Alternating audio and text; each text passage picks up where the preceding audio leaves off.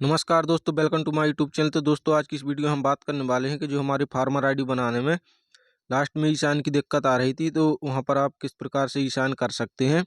तो उसकी जानकारी आपको पूरी इस वीडियो में मिलने वाली है, तो वीडियो को पूरा अंत तक जरूर देखें। और अगर आप इस चैनल पर नए हो तो चैनल को सब्सक्राइब जरूर कर लें, ताकि आपको इसी प्रकार की जो भी फार्मर आईडी या फिर अन्य कोई समस्या आए तो उसकी जानकारी सबसे पहले आपको इसी चैनल के माध्यम से प्रदान की जाती है।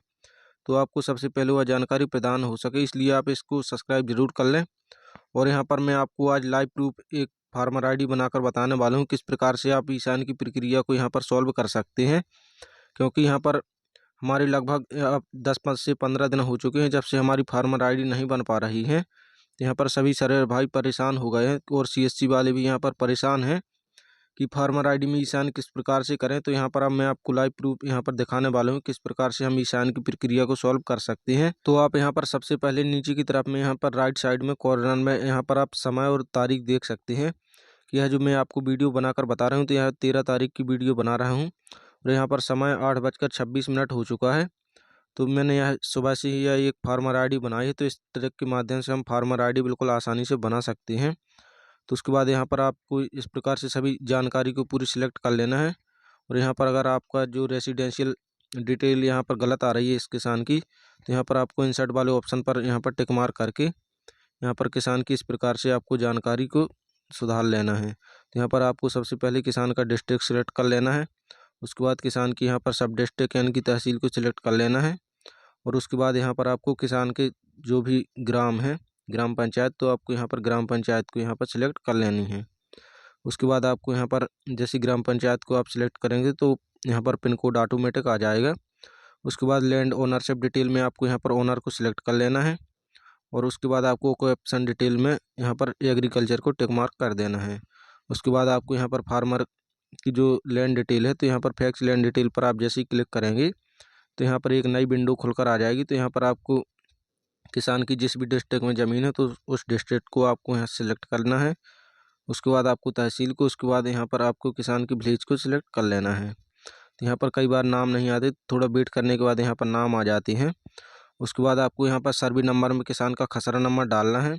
किसान का आप एक खसरा डालेंगे तो यहाँ पर किसान के सभी खसरे खुलकर आ जाते हैं। तो इस प्रकार से आपको यहाँ पर किसान का एक किसी भी एक खसरे को नंबर आपको यहाँ पर डाल देना है। जैसे ही आप यहाँ पर एक खसरा नंबर डालेंगे उसके बाद आपको यहाँ पर सबमिट पर क्लिक कर देना है। यहाँ पर मैंने एक खसरा नंबर डाल दिया। उसके बाद जैसे ही सबमिट पर क्लिक किया तो इस प्रकार से लोडिंग लेने के बाद एक विंडो आ गई। उसके बाद आपको यहाँ पर किसान का नाम आ जाएगा। नाम सेलेक्ट करने के बाद इस प्रकार से किसान के सभी खसरे आ जाएंगे। तो यहाँ पर आपको सभी खसरों को इस प्रकार से टिक मार्क कर लेना है। उसके बाद यहाँ पर सभी खसरों को एक बार चेक कर लेना। उसके बाद सबमिट पर क्लिक कर देना है। जैसे ही आप सबमिट करेंगे तो इस प्रकार से आप यहाँ पर सभी खसरे आ जाएंगे। उसके बाद आपको वेरीफाई ऑल लैंड पर क्लिक कर देना है। अगर किसान की अब दूसरे हार में या फिर दूसरी ग्राम पंचायत में यहाँ पर ज़मीन है तो आपको पुनः से फैक्स लैंड डिटेल में जाकर उनकी ज़मीन जोड़ सकते हैं। जैसे कि यहाँ पर इन किसान की 2 गांव में यहाँ पर ज़मीन है, तो मैं आपको दोनों गांव की यहाँ पर ज़मीन जोड़कर बताने वाला हूँ। तो इस प्रकार से यहाँ पर पुनः से आपको उसी डिटेल को यहाँ पर फिल करना है। इस प्रकार से आपको दोबारा से जहाँ भी किसान की ज़मीन है यहाँ पर दूसरे गाँव है तो दूसरे गाँव का नाम डाल दिया है। उसके बाद आपको यहाँ पर खसरा नंबर, सर्वे नंबर में खसरा नंबर फिर से डाल देना है। यहाँ पर आप जैसे ही खसरा नंबर डालेंगे तो उसके बाद आपको यहाँ पर सबमिट पर फिर से क्लिक कर देना है। तो मैंने यहाँ पर किसान का खसरा नंबर डाल दिया है। खसरा नंबर डालने के बाद आपको जो सबमिट का ऑप्शन दिखाई दे रहा है तो आपको सबमिट पर क्लिक कर देना है। उसके बाद यहाँ पर आप देख सकते हैं किसान का यहाँ पर नाम नहीं आ रहा है, तो इनका किसान का इस वाली ज़मीन का परिमार्जन नहीं हुआ है, तो आपको इस वाले ऑप्शन पर क्लिक कर देना है।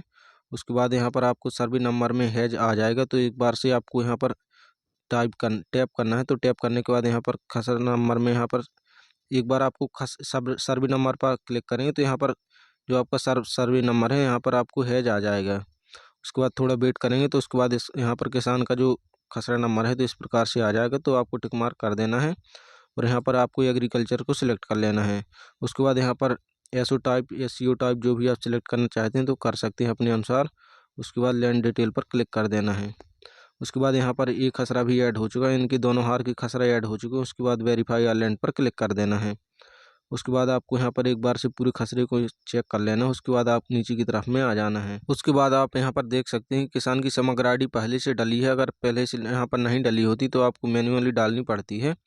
उसके बाद आपको जो यहाँ पर टिक मार्क के लिए बॉक्स दिखाई रहे हैं तो सभी बॉक्सों को आपको चेक मार्क कर देना है और सेव पर क्लिक कर देना है।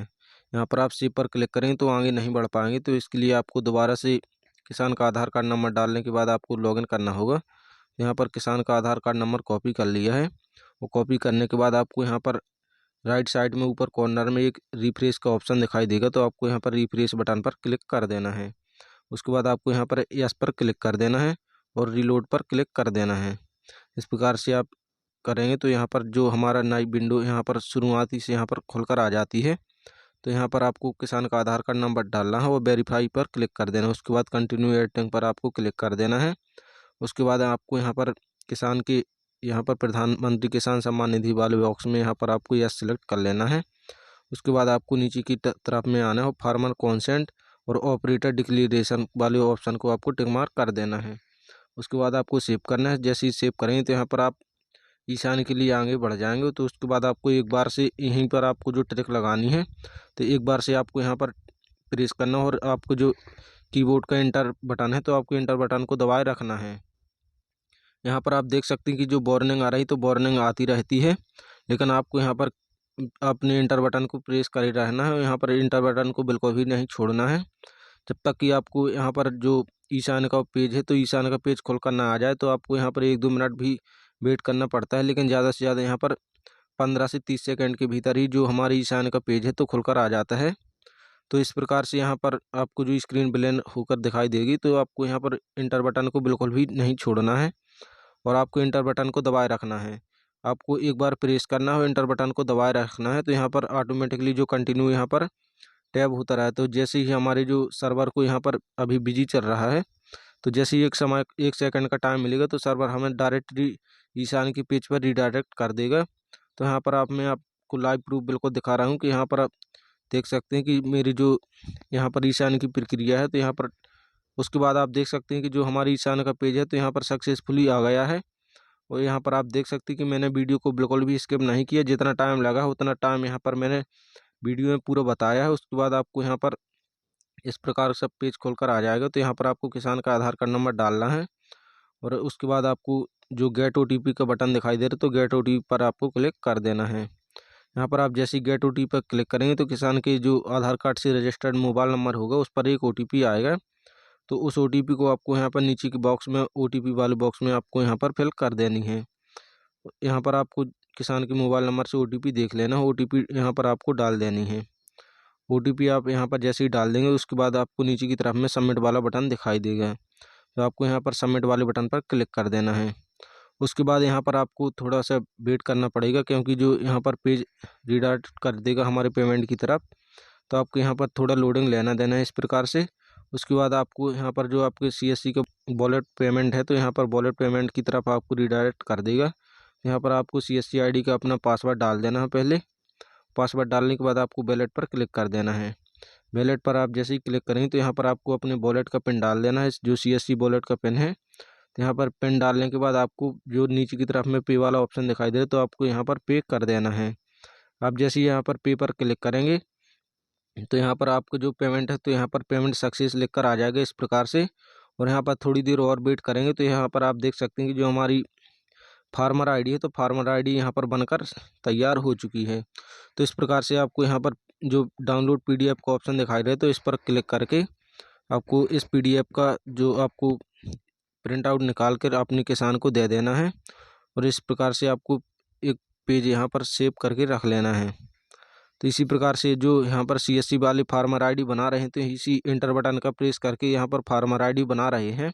तो यह जो फार्मर ID बनाने की ट्रिक है तो यह 100% काम करती है, लेकिन आपको इस बात का विशेष ध्यान रखना है कि जब भी यह ट्रिक काम ना करे तो आपको एक बार अपने ब्राउज़र की हिस्ट्री को आपको यहाँ पर डिलीट कर देना है पूरी तरह से। क्योंकि अगर आपके सर्वर पर थोड़ा भी लोड हो गया या पर किसी भी प्रकार की तकनीकी समस्या आएगी तो यहाँ पर आप इस ट्रिक के माध्यम से फार्मर ID नहीं बना पाएंगे। तो आपको यहाँ पर आपको जो इंटरनेट कनेक्शन है तो इंटरनेट कनेक्शन भी आपका अच्छा होना चाहिए, तभी आप जो फार्मर ID बना पाएंगे।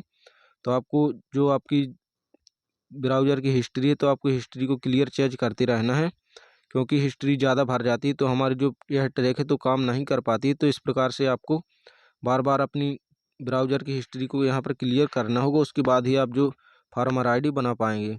तो दोस्तों वीडियो पसंद आई तो लाइक करिए एवं चैनल को सब्सक्राइब करना बिल्कुल भी ना भूलें। अगर आपकी जो फार्मर आईडी की समस्या समाधान हो जाता है तो आप हमें कमेंट करके ज़रूर बताएं कि हाँ हमारी समस्या का समाधान हो चुका है। तो और इसी प्रकार की वीडियो देखने के लिए आप इस चैनल को सब्सक्राइब जरूर कर लें, ताकि आपको किसी प्रकार की समस्या आती है तो उसकी सबसे पहले जानकारी आपको इसी चैनल के माध्यम से नोटिफिकेशन द्वारा प्राप्त हो जाए। धन्यवाद।